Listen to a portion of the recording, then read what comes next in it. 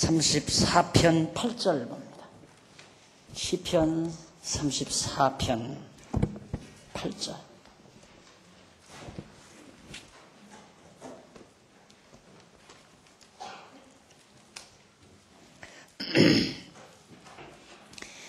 너희는 여호와의 선하심을 맛보아할지어다. 그에게 피하는 자는 복이 있도다. 너희 성도들아 여호와를 경외하라. 저를 경외하는 자에게는 부족함이 없도다. 젊은 사자는 궁핍하여 줄일지라도 여호와를 찾는 자는 모든 좋은 것에 부족함이 없으리로다. 너희 소자들아 와서 내게 들으라. 내가 여호와를 경외함을 너희에게 가르치리로다. 생명을 사모하고 장수하여 복받기를 원하는 사람이 누구뇨? 내 혀를 악에서 금하며 내 입술을 괴사한 말에서 금할지어다. 악을 버리고 선을 행하며 화평을 찾아 따를지어다. 여호와의 눈은 의인을 향하시고 그 귀는 저희 부르짖음에 기울이시는도다. 15절까지 우선 봉독했습니다. 지금 우리가 상고하는 내용의 핵심 주제는 교훈과 찬양 및 간구십니다. 그러니까 백성을 향한 교훈을 찬양으로, 그리고 하나님에 대한 찬양, 또 하나님께 대한 간구 내용을 노래하는 그런 시편 내용이 32장부터 37장까지인데 우리가 지금 34장을 하고 있습니다. 그런데 34장은 지난주일에 제가 말씀드린 대로 다윗이 사울에게 쫓김을 받아서 왕궁을 떠나 망명을 떠났죠. 망명을 블레셋으로 떠났습니다. 그래서 블레셋에 가서 망명 생활을 하는데 자칫 잘못하면 또 다윗이 블레셋을 염탐하러 왔다고 블레셋 왕이 자기를 죽이고 멸할 줄 어떻게 합니까? 그러니까 다윗이 미친 척했어요. 그냥 미치광이인 것처럼 그렇게 했는데 그래도 쫓김을 받았거든요. 이 얘기를 하자니까 생각이 나는데 지자놈 한 놈이 군대에 가가지고 얼마나 군대 생활이 하기 싫고 고달팠던지 날마다 미치광이 짓을 했대요. 침을 질질 흘리고 그냥 막 미친 것처럼. 그래서 제대를 했다고 그러더라고요. 그래서 이놈 자식 갑자기 이렇게 미친 줄 알아 두들겨 맞아도 그냥 여전히 미친 짓을 했대요. 엄청 맞기도 했고 결국 제대를 했다는데 다윗이 오죽 다급했으면 미친 채 했겠습니까? 그런데도 블레셋 왕 아비멜렉이라는 게 블레셋 왕에 대한 호칭이거든요. 근데 이 아비멜렉 왕에게 내쫓김을 당해서 부르는 찬송인데 이게 하나님께 찬양할 상황이 아니죠. 지난번에도 말했지만 이쯤 되면 하나님이 정말 살아계실까 의문도 하게 되고 하나님을 저주할 만도 하고, 욥의 아내 같으면 차라리 하나님 저주하고 죽으라. 그런 하나님 뭐하러 섬기느냐. 이럴 수도 있는 그런 환경입니다. 그런데 그런 환경에서 다윗이 찬양을 했다는 것. 그런데 다윗이 그렇게 찬양하는 것이 우리들 볼 때는 이건 인간의 영역을 벗어난 일이다. 이렇게 생각할 수 있을 겁니다. 어떻게 인간으로서 그런 급박한 상황 속에서 하나님께 대한 찬양이 나갈까? 하지만 그건 잘못된 생각이죠. 그건 다윗이 위대해서도 아니고 다윗이 우리와 별다르게 생겼기 때문에 그럴 수 있는 게 아닙니다. 확신에서 나오는 얘기예요. 하나님의 언약에 대한 확신. 그 얘기 지난주일날 해드렸죠. 내가 너로 하여금 이스라엘 왕이, 유다지파 너로 하여금 이스라엘 왕이 되게 하고 내 왕위가 오래오래 가도록 영원하도록 하고 내 왕위가 견고케 하리라. 이런 하나님의 견고한 예언이, 언약이 있었어요. 다윗에게. 그러니까 다윗은 그걸 확실히 믿는 거죠. 그러니까 그 믿음에서 그 믿음을 가지고 있기 때문에 이런 처절한 환경 속에 임했어도 하나님께 대한 찬양이 나가는 거예요. 그러니까 우리도 그런 믿음만 확실하다면 아무리 어려운 급박한 상황 속에서도 다윗처럼 하나님 찬양하고 살 수 있다는 결론에 도달할 수 있다는 말입니다.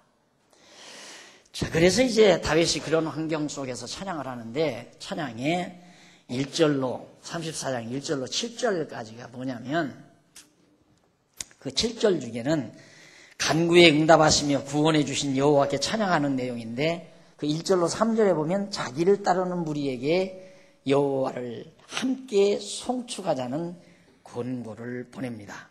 그러면서 자기와 따르는 무리를 환난에서 구원해 주시라는 노래를 부르죠. 다윗은 노래하면서 그렇게 형편없이 되어진 자기 자신을 그래도 따라다니는 무리들이 있었어요. 다윗을 따라다니는 무리들. 일반적으로는 다윗이 한참 잘 나가면 다윗 주변에 사람이 모이지만 다윗이 지금 잘 나가는 처지가 아니잖아요. 왕의 미움을 사가지고 잡히기만 하면 죽을 지경이라고 합니다. 그런데 거기를 왜 따라다니겠어요? 그건 불가능한 얘기죠. 그러니까 다윗도 그게 신기한 거예요. 나한테 오면 못 먹을 거 있다고. 예수님께서 그런 얘기 했잖아요. 예수님 앞에 요한의 제자들이 와가지고 예수님을 따른다니까 뭐라고 그러냐면 예수님께서 여도 굴이 있고 공중에 나는 새도 깃들일 곳이 있지만은 인자 나는 머리 둘 곳 하나 없는 사람이다. 뭐하러 따라다니려고 하느냐 이거예요. 이렇게 형편없는 인간 따라와서 멋져자고 따르려고 하느냐. 그런데도 12 제자들은 예수님을 따랐어요. 나머지는 다 돌아가 버렸고요. 그런데다가 마지막 예수님 십자가에 못 박혀 죽으시려고 붙들려 가니까 한 사람도 안 남고 싹 도망가 버렸어요. 아무도 안 남고 남은 건 막달라 마리아와 다른 마리아, 마르다 형제가 끝까지 예수님 십자가에 못 박히는 현장까지 가서 울고 마지막 무덤에까지 이른 새벽에 찾아가서 예수님을 끝까지 따랐던 모습이 성경에 나타납니다. 다 떠나버렸다 이거예요. 그런데 어떻게 다윗이 지금 사울왕에게 쫓겨가지고 완전히 멸망 직전인데 죽을지 뭐 붙들리면 죽는데 그런데 뭐로 이 다윗을 따라다니나 먹을 것도 없는데 그래서 다윗은 그걸 어떻게 노래하느냐면 여호와 하나님을 바라보고 자기를 따른다 이거예요. 저 무리들이 나를 보고 나를 따르는 게 아니라 여호와의 언약의 말씀을 확신하고 따른다 이거죠. 다윗이 지금 저렇게 망명생활하지만 하나님께서 저 사람 장차 이스라엘 왕위에 올릴 사람이다. 틀림없이 다윗은 사울 이후에 왕위에 오를 사람이다. 그걸 믿는 자들, 즉 그 말은 여호와의 언약의 말씀을 믿는 자들은 아무리 현실이 각박하고 어려워도 변함없이 끈질기게 다윗을 따라다닌다는 그 사실을 노래를 하죠. 그러면서 다윗이 하나님이여 이 무리들을 이 악에서 구원해 주십시오. 자칫 잘못해서 우리가 바벨론이 아니라 블레셋 사람들에게 붙들려서 여기서 처형당하면 악하고 소리 할 수도 없죠. 망명 가가지고 거기서 붙들려 죽으면 뭐 어디 호소할 곳도 없잖아요. 하나님이여 나와 이 무리들을 긍휼히 여기소서 하는 그런 내용을 하나님께 기도로 하는 찬양이 바로 7절까지 나왔었습니다. 자, 오늘은 34장 8절로 22절 내용에는 뭔 내용이 나오냐면 의인을 구원해 주시는 여호와를 경외하라고 그 무리들에게 교훈을 해줍니다. 자기를 따르는 무리들에게. 그러니까 물론 여기서 의인은 의인을 구해 주시는 여호와, 의인은 하나님께서 택한 백성, 이 의인이라고 그랬죠. 언제나 하나님이 좋아하셔서 택한 백성이 의인이다. 좋아하는 백성이다. 그게 의인이에요. 그래서 하나님은 그 의인을 택한 백성을 구원해 주시는 여호와를 우리들은 경외하라. 너희들은 경외하라고 교훈하는 내용 중에 8절로 14절 아까 제가 읽어드렸습니다. 8절로 14절까지는 다윗이 자기를 따르는 무리에게 여호와를 경외하고 선을 행하라고 그렇게 교훈하는 내용이 14절까지 나와요. 자, 교재는 92페이지 제일 하단에 나오는 내용입니다. 8절로 14절. 다윗은 자기를 따르는 무리에게 뭐라고 그러냐면 여호와의 선하심을 맛보아 알라. 여호와의 선하심을 맛보아 알라. 늘 내가 여호와의 선하심, 선은 뭔가? 하나님이 정하신 뜻 그 자체가 선이죠. 그리고 그 뜻대로 행하시는 것이 선한 일이고, 그래서 하나님은 선하시다 할 때 우리 인간의 도덕적 기준에 의해서 도덕적인 어떤 선에 속하는 하나님이다. 그게 아니에요. 그러니까 모든 학자들이 거기에 지금 엄청난 함정을 파놓은 거예요. 너무 깊이 함정을 파놨기 때문에 학자들이 그 함정에 빠져서 나오지를 못해요. 일단 성경에 나오는 이 시편에도 나오는 이 모든 선, 악이라는 이런 개념들을 인간이 기준이 돼서 소위 도덕적인 선악이라고 선악 개념으로 구분해 놓고 하나님은 그 선편이다. 마귀는 악의 편이다. 도덕적인 선편, 악편. 이러니까 분명히 이중적으로 생각할 수밖에 없죠. 그래서 이원론적인 사고를 안 할 수가 없게 돼 있어요. 그런데 이원론을 주장하면 이단이니까 이원론은 주장하지 말아야 되는데 이원론적으로 사고는 할 수밖에 없는, 그것이 현대 지금까지 전해진 학자들의 고뇌고 갈등입니다. 거기서 안 풀려요. 절대 안 풀려요. 제주를 12번 넘어도 풀릴 수 있는 문제가 아니에요.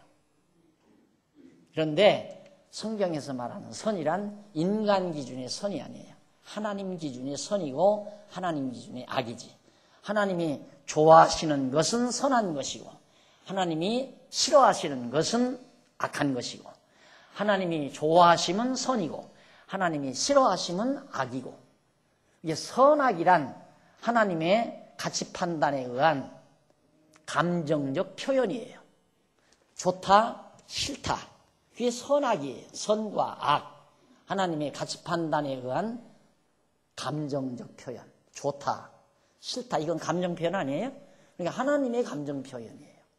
그러니까 하나님의 감정상 싫다고 하는 것은 악한 것이고 좋다고 하는 것은 선한 것이고, 그러니까 너희는 여호와의 선하심을 맛보아 알지어다. 그 말은 하나님이 좋아하시는 대로 정하신 그 놀라운 사실을 너희들이 맛보아서 알라. 그게 얼마나 좋은 얘기입니까? 다윗은 그걸 알고 있어요. 그 맛을. 하나님은 이미 자기를 왕으로 이미 선택해서 이스라엘 초대 왕으로 세우시려고 예비해 놓은 자란 말입니다. 하나님이 선택해서 기름까지 부어놨잖아요. 그리고 세울 정도만이 아니라 그 왕위가 영원하고 경고케 할 것을 하나님께서 언약해 놓은 그런 왕, 하나님의 뜻이 있단 말입니다. 그게 다윗에게는 그것이 하나님의 선한 일이고 그것이 다윗에게 너무너무 다윗에게도 좋은 거고, 그러니까 그 하나님의 선을 너희들이 맛보아 알지어다. 그 맛을 보면 진짜 어느 맛과도 비교할 수 없다 하는 의미의 찬양을, 노래를 지금 앞부분에서 1절 부분에서 8절 부분에서 말하고 있는 겁니다. 그러면서 여호와께 피하는 자는 복이 있다. 여호와의 선하심을 맛본 자는 여호와께 피할 수밖에 없잖아요. 다시 말해서 다윗의 경우 같으면 하나님께서 자기 왕 세워준다고 약속했기 때문에 아비멜렉, 블레셋 왕이 자기를 핍박하고 죽이려 하거나 사울 왕이 자기를 죽이려 해도 다윗은 어디로 피하겠어요? 여호와께로 피할 수밖에 없잖아요. 그러니까 왜? 여호와의 선하심을 맛보아 알았기 때문에, 여호와의 정하신 뜻을 알기 때문에 자기는 어떤 경우라도 여호와께 피한다. 그 자는 복이 있다. 복이 있다는 말은 분명히 그 사람은 하나님의 언약을 받은 자다 이 말이에요. 언약을 받은 자이기 때문에 여호와께 피하는 거다. 여호와께 피해야 복을 받는다가 아니라 복을 받은 자이기 때문에 여호와께 피하는 거다. 우리들이 모든 사고를 자꾸만 나를 기준으로 해서 내가 어떻게 하기 때문에 이렇게 된다. 이것은 언제나 나로부터 시작해요. 그러니까 내가 복을 받으려면 내가 여호와께 피해야 하나님이 나에게 복 준다. 이건 나로부터 시작하잖아요. 내가 피해야 여호와께 복 주니까. 그런데 제가 말씀드리는 성경의 내용은 여호와께서 복을 주셨기 때문에 내가 여호와께 피하게 된다 이 말이죠. 내가 여호와께 피하겠어요? 복 주시지 않았다면 다윗에게 하나님께서 내가 너로 하여금 이스라엘 왕 되게 하고 네 나라를 경고케 하고 영원하게 하리라 하는 언약이 없다면 다윗이 못 보고 여호와께 피하겠어요? 좌절하죠. 안 그래요? 사울 왕도 자기를 죽이려 하고 망명 떠나서 은신하고 있는 블레셋 왕도 자기를 미워서 내쫓아버리고 죽이려 하니까 도망쳐 나온 거거든요. 그러니까 거기서 좌절하죠.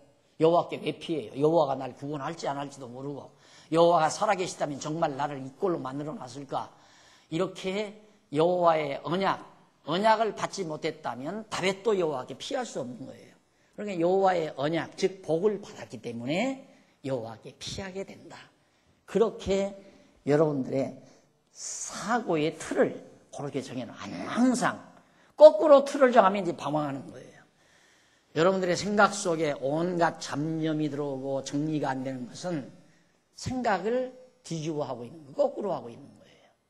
지금이라도 여호와께 피하면 복을 받는다. 이렇게 해놓으면 여호와께 피해줘야죠. 정말 여호와 하나님이 날 보호해 줄 건지 안 줄 건지 공연히 피했다가 안 해주면 어떡하느냐 이런 의심이 생기고 그러니까 확신이 없으니까 피한다는 게 참 힘든 거죠.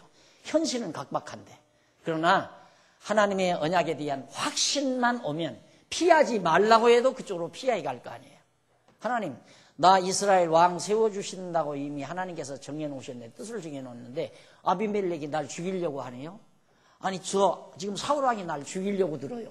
이건 뭡니까? 여호와께 지금 피하는 거 아니에요? 학교 다닐 때 주먹이 좀 센 선배가 야 너 누가 널 귀찮게 하면 나한테 얘기해. 알았지? 형 고맙습니다. 나 했다 이 말이에요. 약속 받았어요? 그런데 학교 파가고 책가방 가지고 가는데 조금 힘센 놈이 와서 찝쩍대면서 과자 사달라고 자꾸 한다 이거예요. 그럼 어디로 피하겠어요?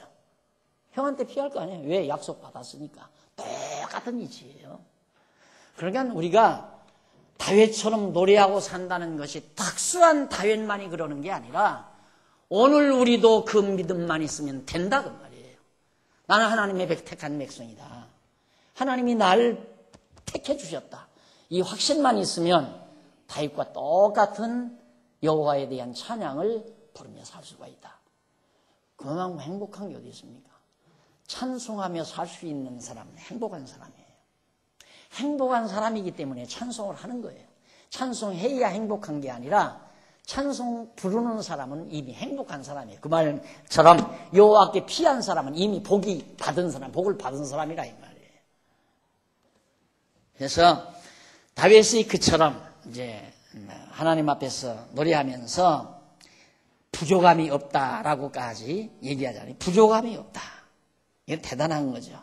여호와를 찾는 모든 좋은 것에 부족함이. 젊은 사자는 궁핍하여 줄일지라도. 아주 자기 힘이 강한 사자가 궁핍해서 줄이는 한이 있어도 사자가 궁핍해서 줄이겠어요? 또 어슬렁어슬렁 나가기만 하면 먹을 것이 왔다 갔다 하는데. 근데 그런 사자가 서령 줄여 죽는다 할지라도 여호와를 찾는 자는 모든 좋은 것에 모자라니까 풍족하다 이 말이에요. 이게 다윗이 부른 찬양이에요. 이 믿음이고 믿음대로 노래하는 겁니다. 예를 들어 다윗이 이거 큰일 났네. 내일 아침거리가 모자라는데 이거 날 따르는 무리들이 지금 수백 명, 수십 명 딱 따라왔는데 나 혼자 먹자면 어디 가서 깡통 하나 들고 가면 해결이 되겠는데 이 사람들을 다 어떻게 먹이는가. 근심 걱정할 거 아닙니까? 다윗 그게 풍족하다. 왜? 주시는 분이 계시니까. 다 허락하시니까. 저는 가끔 주책 없는 생각을 가끔 하고서 내가 주책이 없다 이런 생각을 해요. 얼마나 끔찍히 후배들을 사랑하는 것처럼 이렇게 하다가 문득 생각이 나요. 특히 이제 후배 목사님들 만나서 얼굴 쳐다보면 또 생각이 나요. 얼굴이 좀 번질번질하고 미소가 띄어 있으면 좀 마음이 흐뭇한데, 그러니까 뭔가 그늘이 있으면 저 큰일 났다. 나이가 다 50 넘어서 60이 다 가까이 오는 사람들이 교인들 20, 30명 데리고 저거 늑막이 어떡하나. 저 늑막에 빌빌대고 저 굶어가는데 박 목사 혼자 밥 먹고 살 수도 없고 저걸 어떡하지? 그러고는 한참 머리를 써요. 이렇게 해볼까 저렇게 해볼까. 자, 필리핀 같은 데다가 한번 은퇴 목사님들 생활 처소를 하나 마련을 해볼까. 왜? 생활비가 덜 들어가니까. 거기는. 필리핀 같은 데다가 은퇴 목사님들 생활 거처를 만들어 놓으면 나 한 사람 여기서 먹고 사는 것 같으면 거의 한 10여 명 먹고 살 수도 있어요. 그런 생각 하다가 아이고 어리석은 인간아, 네가 10번 100번 걱정하는 것보다 하나님께서 한 번 눈 한 번 끔뻑하면 끝나. 잔소리 말고 너는 성경이나 연구해. 현재 할 일이나 열심히 해라. 그래서 그때야 또 마음을 평정하고 할 때가 요즘 들어 부쩍 많이 들었어요. 한두 번 해보면 그만 끝나면 되는데 보면 또 생각이 나는 거야. 저거 어떡하나. 어쩌다가 내 곁에 있었냐. 날 안 만났으면. 왜 이번에도 가니까 통합청 목사가 하나 또 쫓아왔어요. 막 사모님까지 데리고서. 예. 그래서 통합 측에서 요즘 뭐 박 목사가 이단인지 말아발라 뭐 허니서가 또 올라왔다나 총회로. 그러니까 이 통합측 목사가 하는 얘기야. 박 목사님이 참단이고 통합측이 이단이죠 그러더래요. 이단이라면 통합측이 이단이라. 그 목사님이 오셨는데 그 목사님은 이제 나주에 계시니까 가시었고 다른 목사님들하고 이제 숙소에 잡으려면서 아유 그 목사님도 참 안 됐다. 어쩌다가 이 말씀을 접했는지 고생 꽤나 하게 생겼다 이 말. 이 말씀 안 접했으면 잘할 거 아니에요. 다 하는 대로 다 할 건데 깨닫고 나면 그렇게 안 되거든요. 못한다 이 말입니다. 그러니까 내 목사님들 후배 목사님들 이렇게 쳐다보면 아이고 그냥 뭐 장사를 하든가 뭘 했으면 저러지는 않을 텐데 어쨌든 능라에 가서 저 어떻게 살까 이런 생각하니까 자꾸만 그런 생각이 들어온다 이 말이에요. 다윗신들 나 같은 사람도 그랬는데 나 같은 별 볼 일 없는 사람도 그랬는데 다윗이 그렇게 수백 명 무리들이 따라다니는데 얼마나 걱정스럽겠어요. 하나나 부족함이 없다. 여호와를 의지하는 자에게는 아무것도 부족함이 없다. 여러분 이 노래는 세상 살면서 내가 부족하다, 뭔가 모자란다 생각하는 사람은 믿음이 없죠. 속으면 안 돼요. 자기를 속이면 안 돼요. 내가 믿음이 없구나. 모자란다고 근심하고 걱정하고 염려하면 내가 믿음이 없구나. 있는 줄 알면 안 돼요. 믿음이 있다면 부족함이 없다고 생각해야지 믿어져야지 믿음이 있다고 하면서 아이고 부족하다. 이것도 부족하고 저것도 부족하다. 내가 지난 수요일 날인가 기도회 하면서도 고백을 했지만 가만히 생각하니까 우리 교회 빚이 굉장히 많더란 말입니다. 이걸 어떡하나. 자꾸 염려가 돼요. 이 빚을 이걸 어떡하나.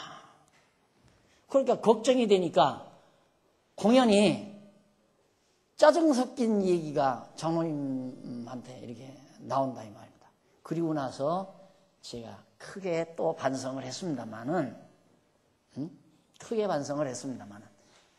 내가 그 모세가 그랬어요. 모세가 40년 동안 쭉 들어 고생을 하고 모압 평지에 딱 도달을 했어요. 이제 곧 갈 거예요 하나님.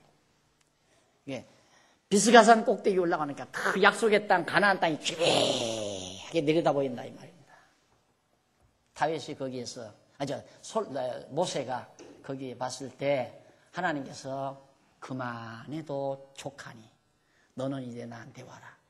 그리고 네 하는 일을 여호수아에게 인계해라. 그 말을 하나님께서 그만해도 족하니.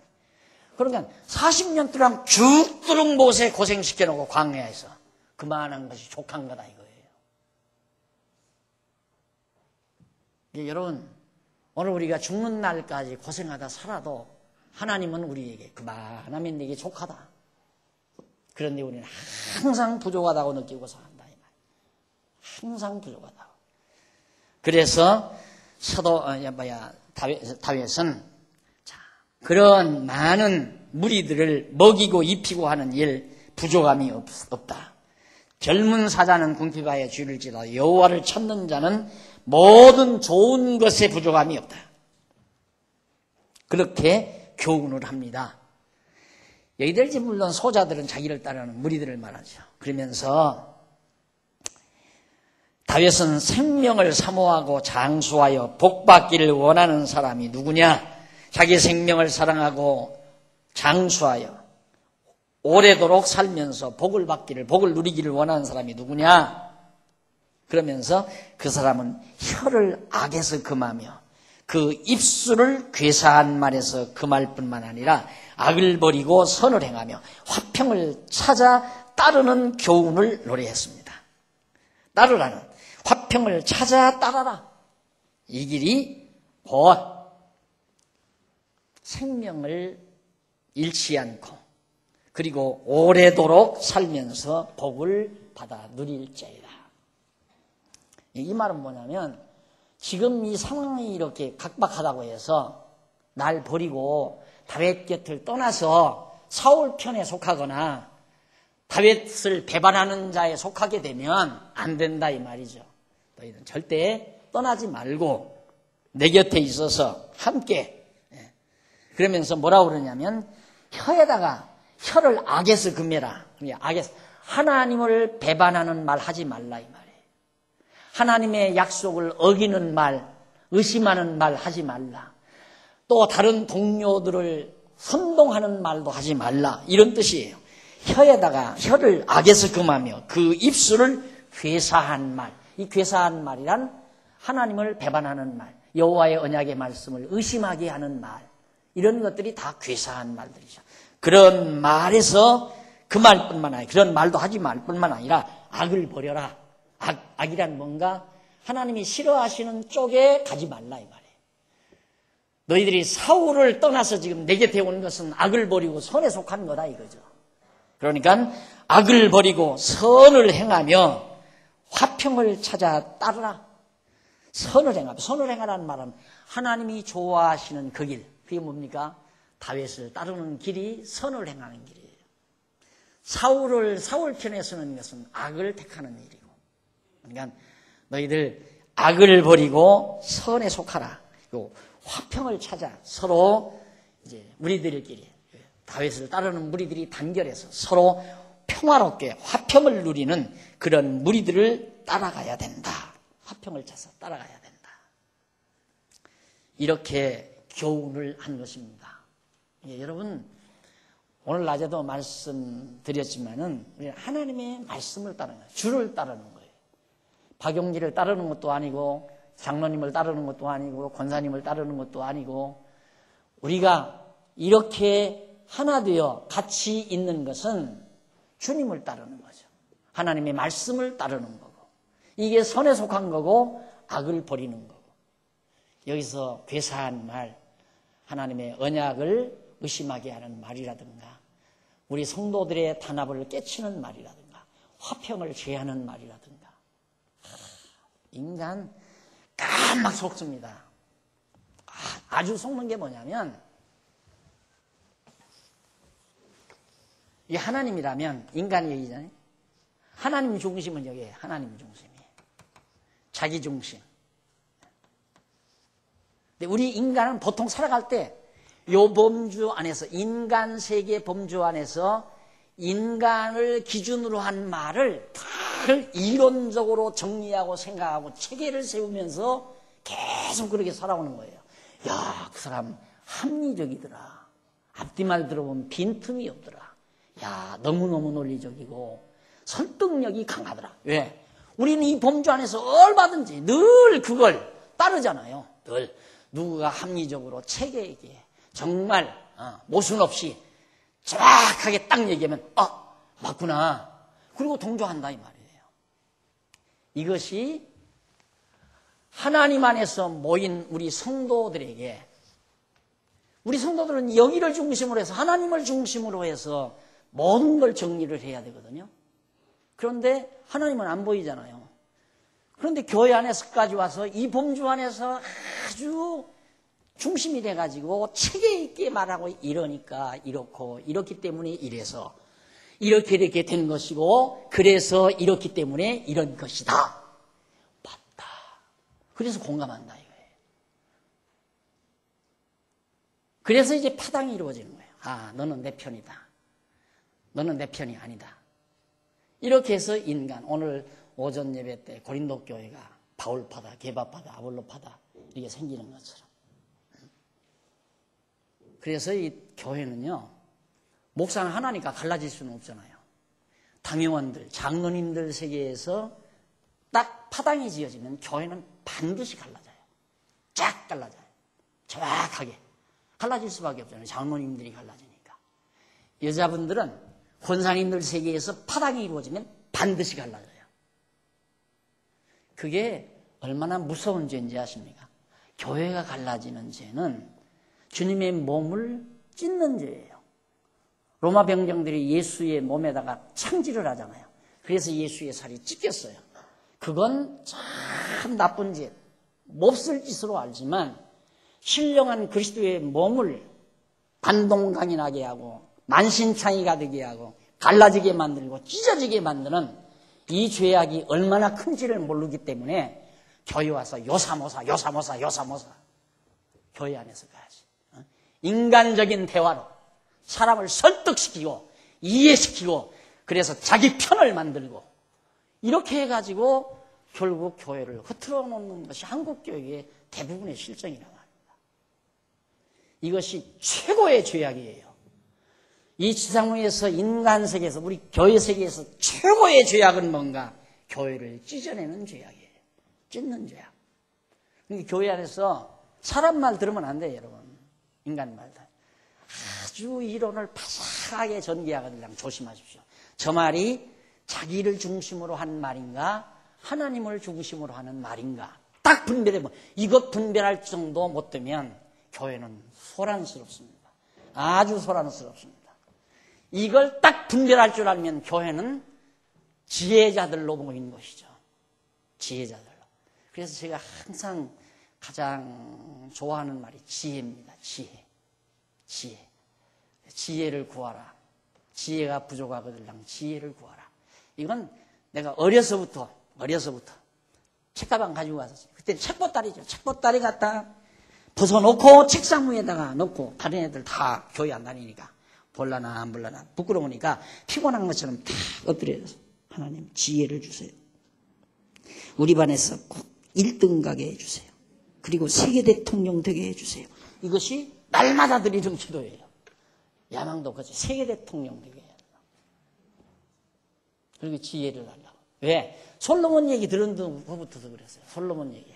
솔로몬이 지혜를 가져가지고 아주 대성을 했다. 선생님이 그렇게 가르치더라고요. 교회학교에서. 나도 지혜를 구해야 되겠구나. 솔로몬이 하나님 앞에 지혜를 구하니까 모든 것 다 하나님께서 주셨단다. 그 말 듣고 이제 어려서부터 그렇게 계속 그 기도를 한동안 나중에 내가 회의가 올 때까지 그 기도를 드렸어요. 그러니까 아마 20세 미만 17, 8세까지 아마 그 기도를 했을 거예요. 근데 이거 분별하기 자기도 모르게 빨려 들어가요. 왜? 계속 그런 훈련을 몇십 년 받으며 살아왔거든. 인간을 중심으로 한 모든 생각을 체계화해서 이론을 전개하는 말. 합리적이에요. 누구나 공감할 수 있는 말이에요. 거기에 속아 넘어간다 이 말이에요. 이제 속아 넘어가는 사람은 이 사람하고 패거리 짓는 거야. 하나님의 뜻은 원거리에 놓고. 그러니까 벌써 교회 안에서 이간하는 말 자체 하는 것부터가 벌써 인간 중심 아니에요? 하나님 중심은 그게 있을 수가 없죠. 바울 보세요. 야, 그 아볼로 그거 못된 놈이다. 그 게바, 야, 그 위선자야. 거기 버리고 날 따라와라. 바울 그렇게 얘기하지 않잖아요. 자기 중심으로 얘기 안 해요. 하나님 중심으로 얘기해야지. 야, 게바파도 주님과 더불어 화목하라. 아볼로파도 주와 더불어 화목하라. 날 따르는 너희도 날 따르지 말고 주와 더불어 화목하라. 그래서 우리는 그리스도 안에서 화목하자. 화평을 누리자. 이게 교회예요, 여러분. 그러니까 여러분 아직도 만약에 잘 분별을 못하거든 오늘 이 그림 메모장에다 해놔요. 꼭. 자기 중심, 하나님 중심. 이 그림 제일 잘 보이는 메모장에다 해놓고 가끔 꺼내봐요. 그래야 이 틀이 바뀌어져요. 사고 틀이 그래야 바뀌어진다 이 말이에요. 아야 사람을 험담하거나 이간하는 말이 들려오거든 그냥 가차없이 잘라버려요. 가차없이. 당신은 안 그래 하고 당신은 안 그래 그러면서 잘라버리라 이 말입니다. 남의 말을 하거든 다 우리 모순이 있어요. 하나님 앞에 흠집투성이에요. 다 모자라요. 부족해요. 예, 때려서 털어서 먼지 안 나는 사람 하나도 없다고 그랬잖아요. 털면 다 먼지 나죠. 봐라 먼지 있잖아 먼지 있잖아.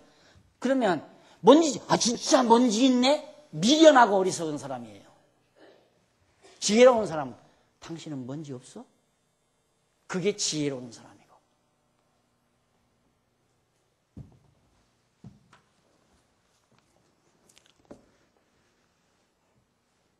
다윗은 하나님 앞에 정말 생명을 사모하고 장수하여 복받기를 원하는 사람은 혀를 금하고 입술을 괴사한 입술, 입조심하라 이 말, 입조심. 제가 하나 깊이 느끼는 게 뭐냐면 우리 교회 오늘 또 설문조사하면서 그게 나왔지만 우리 교회가 전도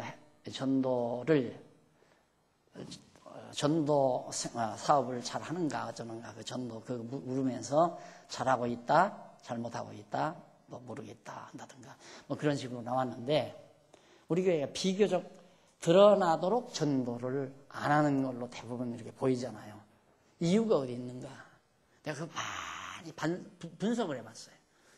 이제 어느 정도 이걸 딱 깨닫고 나니까 말체가 줄어드는 거야. 말이 줄어요. 첫째가 말이 어디에서 무슨 말을 해야 될지 이게 가닥이 안 잡히니까 너무 덩치가 크잖아요. 우리 할 말이. 그러니까 말 시작 자체가 어려워요. 말 시작한다는 것 자체가. 그런데 처음에 딱 로마서를 들었다거나 마태복음 조금 몇 장 듣고 나오면 막 좋아서 이제 우리 교회 옵니다. 와가지고 막 이 사람 붙들고 얘기하고 저 사람 붙들고 말하고 막 입이 성경 다 알았어. 마태복음 몇 장 겨우 듣고 와서 그냥 성경 다 알았어. 막 창조 원리도 다 알고 막 영원 세계도 다 알고 막 이렇게 막 늘어나요. 막 입이 쉬지를 않아. 만나기만 하면 사람들하고 얘기하려고. 그런데 1년 지나 2년 지나면 벙어리가 돼요. 벙어리가 되다 보니까 그 다음에는 전도도 안 해. 안 하는 게 아니라 전도도 안 돼. 누구 만나면 얘기를 안 해버리니까. 얘기를 안 하고 그냥 아휴 뭘 한다고 저러나. 자기도 구체적으로 말도 못하면서 아유 저 뭘 한다고 저러나. 그리고는 들을 줄은 알아 또. 텔레비 같은 성경은 그건 아니다 이게 그건 아니다.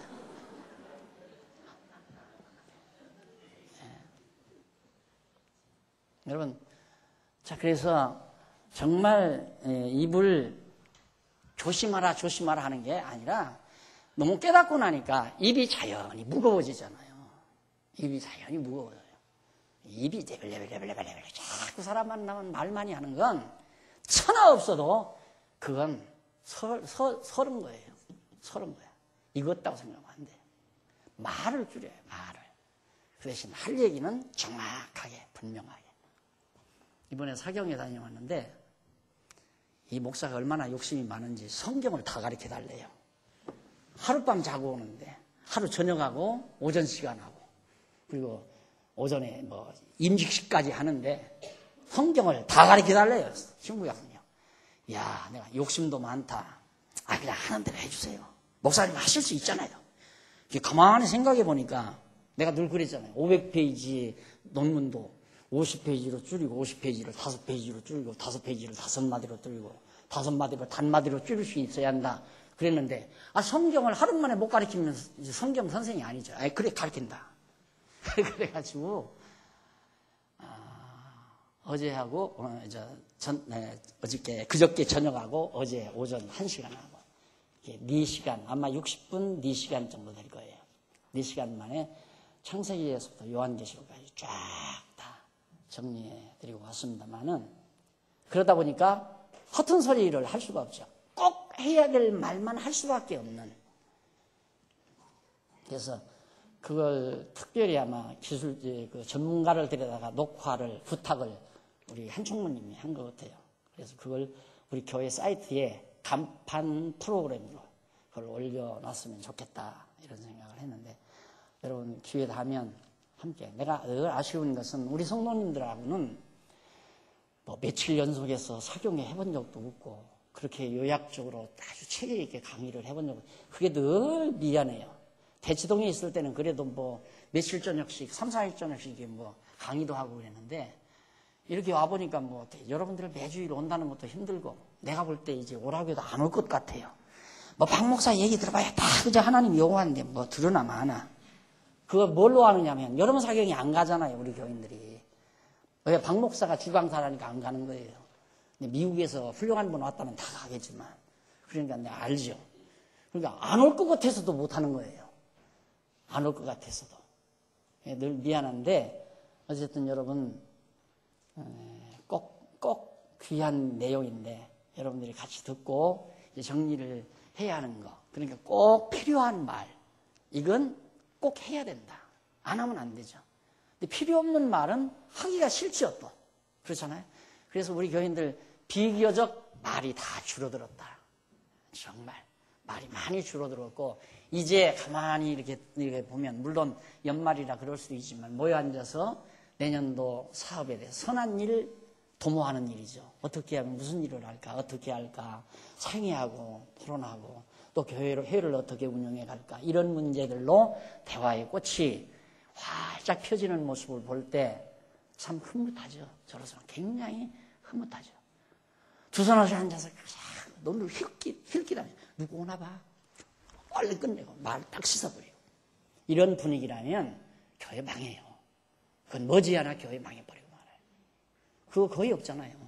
전에는 좀 있었어요. 전에는 몇 그룹이 있었는데 결국에 못 견디고 다 흩어져 버리고 말았지만 안 되죠.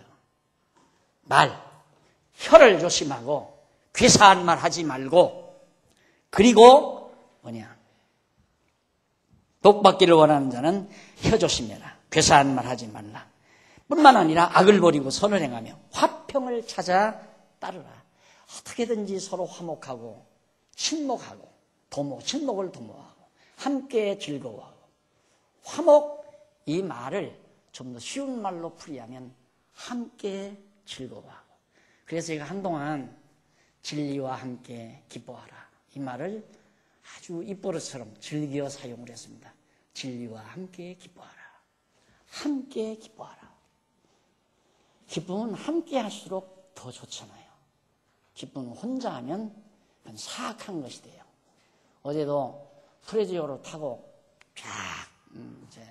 전용도로를 타고 오는데 막 옆에 막 저 수원 조금 이 기흥 쪽 오니까 막 옆에 꽉 차서 차가 막혔어요. 근데 우리 차는 막 쌩 달리는 거야. 그러니까 옆에 집사님들이, 아이고 좋아하면 안 된다고 목사님이 가르쳤는데 참 좋은 걸 어떻게 해요? 기분 좋은 걸 어떡하냐 이거죠. 함께 좋아하는 것이라야 아름다운 겁니다. 한 사람이 슬퍼하는 걸 보고 기뻐하는 건 가장 사악한 거고요. 패배자의 눈물을 보고 환희를 누리는 이 사악한 인생들이 살아가는 현장에서 우리가 몸부림치며 지금 살고 있는 겁니다. 바꾸세요. 사고의 틀을 바꾸세요. 여기서 일로로 옮기세요. 여기에 해결점이 있습니다. 모든 문제의 해결의 초점이 거기에 있습니다. 하나님 중심으로 생각하는 데서. 15절로 22절, 다윗이 의인을 향하신 여호와의 섭리에 대한 교훈을 노래합니다. 의인을 향하신 여호와의 섭리.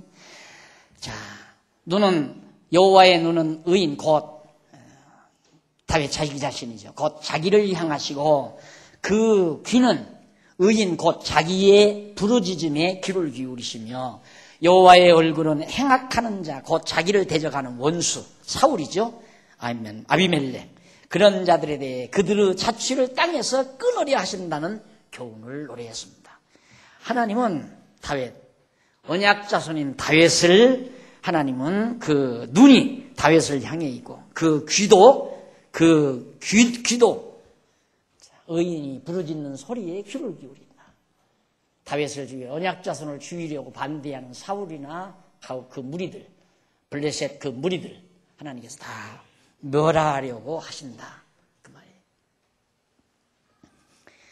그리고 의인이 외침으로 여호와께서 들으시고 의인을 모든 환난에서 건지셨으며 여호와는 마음이 상한 자 곧 의인에게 가까이 하시고 중심에 통회하는 자 곧 의인을 구원하신다고 노래를 합니다. 그래서 중심에 통회하는 자, 마음이 상한 자, 시적인 표현이죠. 같은 내용. 그러니까 다윗이 왕에게 쫓김 받았으니까 얼마나 마음의 상처가 크겠습니까? 이렇게 마음이 상한 자, 통회하는 자, 애통하는 자는 복이 있나니 그 말이에요. 애통하는 자는 복이 있나니 다윗이 지금 마음의 상처를 받고 애통하지만은 복이 있는 자예요. 하나님의 언약을 받은 자라 이 말입니다. 그래서 다윗은 이렇게 노래하면서 의인이 외침으로 여호와께서 들으시고 의인을 모든 환난에서 건지셨으며 마음이 상한 자, 중심에 통회하는 자 여호와 의인을 구원해 주신다는 사실을 무리들에게 교훈한 내용입니다. 그리고 의인은 고난이 많으나 여호와께서 그 모든 고난에서 건지시며 그 모든 뼈, 곧 전신을 보호하신다. 그 뼈를 보호한다는 말은 전신, 모든 몸 전체를 말하는 거죠. 그 중에 하나도 꺾이지 아니한다고 노래를 합니다. 곧 여호와께서 언약 자손을 대대적으로 뼈 하나 상하지 않도록 보호하고 구원해 주신다. 자, 예수님께서 하나님께서 의인 예수 그리스도가 십자가에 못 박혀 죽으실 때 뼈 하나 상치 못하게 옆에 강도들은 다리뼈를 막 분질지 않아요. 그런데 예수 그리스도는 뼈를 다치지 않게 하셨다. 바로 다윗은 메시아의 상징적 존재라고 그랬죠. 그러니까 다윗이 하나님의 전적인 전 몸의 보호를 받는다. 생명이 죽지 않는다 이거죠. 마찬가지로 예수님도 절대 십자가에 못 박혀 죽여서 운명하는 것 같아도 3일 만에 다시 부활했잖아요. 고난이 많다. 다윗도 고난이 많았습니다. 그러듯이 예수님도 고난의 생애를 보내셨죠. 그 고난 속에 많은 고난을 예수님이 십자가의 고난을 받으셨어도 하나님께서 그를 구원하시고 붙들어 주셨다. 라는 의미로 다윗이 노래를 부른 겁니다. 자, 오늘 시편 이 34편 찬양이 물론 다 무게가 있지만 오늘 우리들에게 엄청난 많은 이 가을철을 살아가는 오늘 우리들에게 많은 양식이 될 것 같아서 좀 진도가 늦어졌습니다. 다음 시간 35편부터 감상하도록 약속을 하고 오늘 강의 여기서 마무리합니다. 하나님 아버지 은혜와 사랑을 감사합니다. 항상 부족하다고 느끼고 살아가는 우리의 어리석음, 항상 자기 중심으로만 생각하며 사는 미련함, 불쌍히 여기시고 긍휼히 여기소서. 모든 좋은 것에 부족함이 없는 줄을 깨닫게 하시고 하나님 중심으로 생각하고 하나님 중심으로 생활하는 슬기롭고 지혜로운 종들이 되게 해 주시옵소서. 예수님 이름으로 기도드립니다. 아멘.